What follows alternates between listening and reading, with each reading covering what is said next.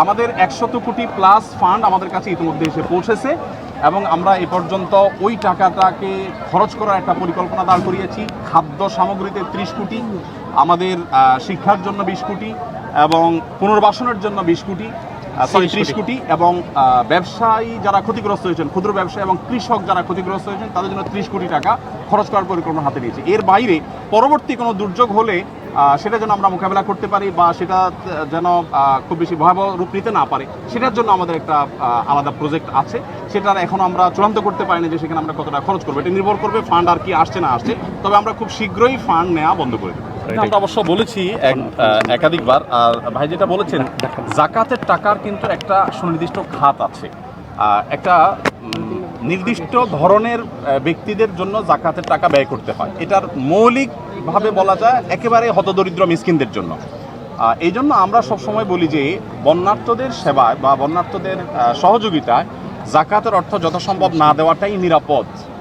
কারণ হলো বন্যার্থদেরকে যখন আমরা দিতে যাব তখন আমরা এইটা বলার সুযোগ নাই, ভাই আপনি কি ধনী না গরিব, আমি ত্রাণ দিতে গিয়ে এই ভেদাভেদটা আমি তখন করার সুযোগ নাই।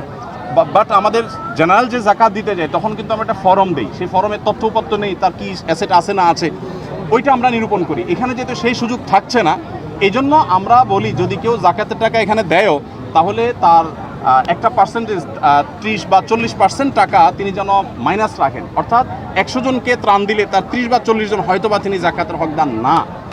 এটা মানে সর্বোচ্চ এর বেশি হওয়ার সম্ভাবনা কম আমাদের অভিজ্ঞতা আলোকে, সেজন্য বলি এটা বাদ দিয়ে রাখতে।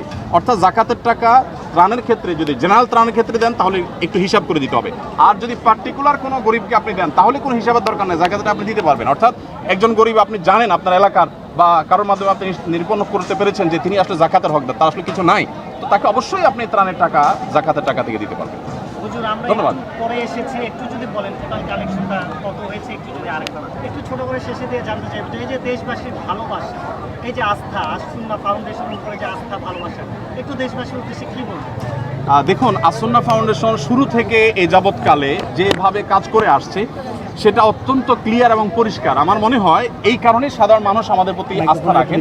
আমরা প্রতিটা প্রজেক্ট ঘোষণা করার সময় পাবলিকলি ঘোষণা করে করি, আবার ক্লোজ করার সময় পাবলিকলি ঘোষণা করে আমরা ক্লোজ করি। আমরা কোনো পার্সোনাল ব্যক্তিকে সহযোগিতা করি না। আজকে আমার কাছে এক ভদ্রলোক এসেছেন, তিনি অন্ধ সহযোগিতা চেয়েছেন। আমি বললাম, বাবা আপনাকে আলাদা করে যদি আমি সহযোগিতা দিই তাহলে আরও 10 জন অন্ধ আছে, তারা কি দোষ করেছে? তখন এখানে প্রশ্ন আসবে যে আমি আপনার প্রতি আলাদা কোনো পার্সিয়ালিটি করলাম কিনা। এই জন্য আমরা কোনো কাজ করলে সোশ্যাল মিডিয়াতে বলি, ভাই সারা দেশে মানুষ যে কেউ আবেদন করতে পারবে, আপনারা সবাই আবেদন করেন, আমরা ভেরিফাই করে যার আবেদন সঠিক আছে আমরা তাদেরকে দেব। তো এই কারণে হয়তো সাধারণ মানুষের আস্থা তৈরি হয়েছে যে আমরা যেটাই করি সেটা ক্লিয়ার কাট করে করি এবং পাই করে হিসাব আমরা দিয়ে দিই।